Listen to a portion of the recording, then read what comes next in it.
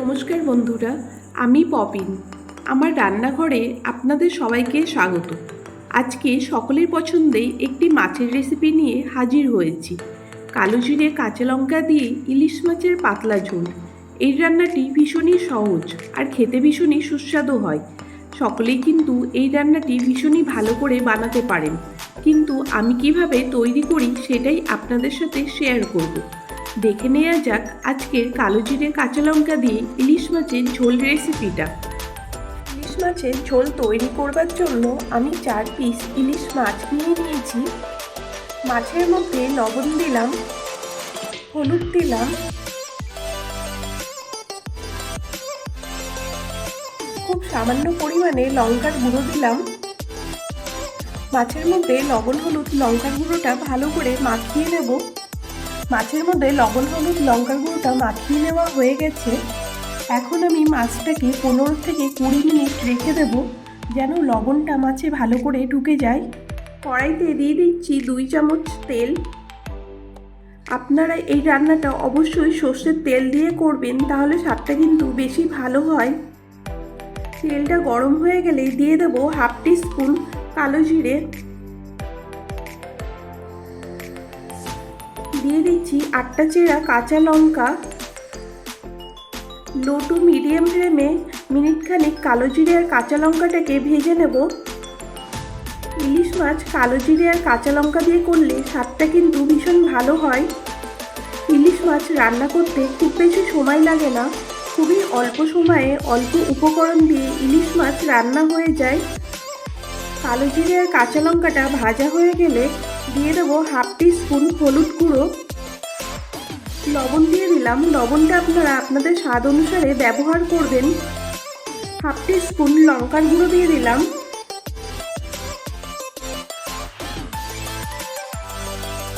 অল্প পরিমাণে জল দিয়ে দিলাম। আমি কিন্তু খুবই সামান্য পরিমাণে জল ব্যবহার করেছিলাম, যেন মশলাটা পুড়ে না যায়।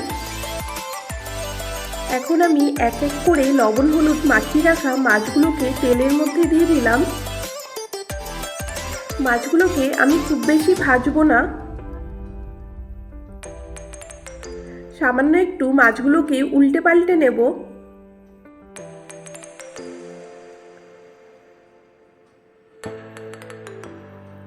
আপনারা ভিডিওটা স্কিপ না করে সম্পূর্ণ ভিডিওটা দেখবেন।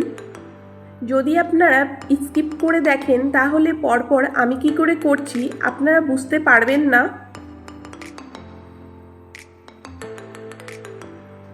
জল দিয়ে দিলাম। আমি এখানে 2 কাপ পরিমাণে জল ব্যবহার করেছি।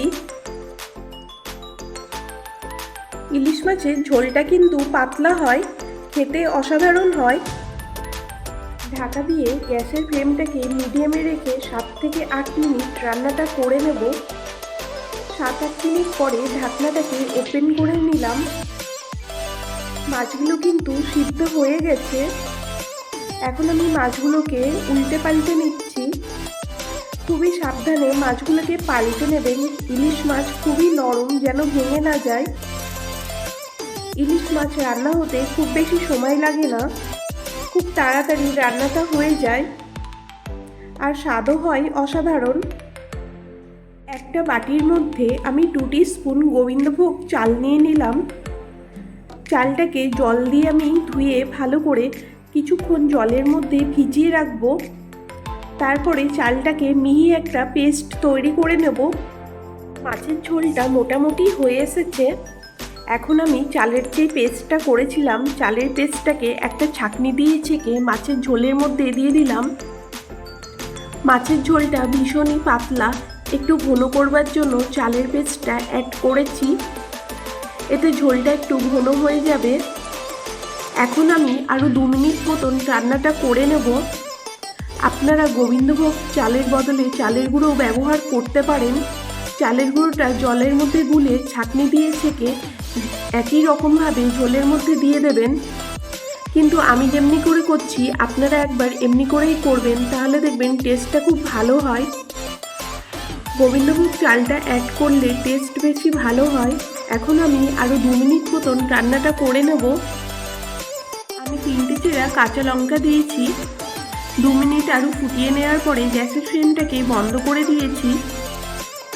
আমাদের আজকে কালো জিরে কাঁচা লঙ্কা দিয়ে ইলিশ মাছের পাতলা ঝোল একদম রেডি। গরম গরম ভাতের সাথে খেতে কিন্তু অসাধারণ লাগে। আশা করছি আমার আজকের রেসিপিটা আপনাদের ভালো লেগেছে। ভালো লাগলে লাইক, শেয়ার, সাবস্ক্রাইব করার অনুরোধ রইল। আজকে এই পর্যন্ত, আবারও হাজির হয়ে যাব নতুন কোনো রেসিপি নিয়ে। ভালো থাকবেন, সুস্থ থাকবেন, ধন্যবাদ।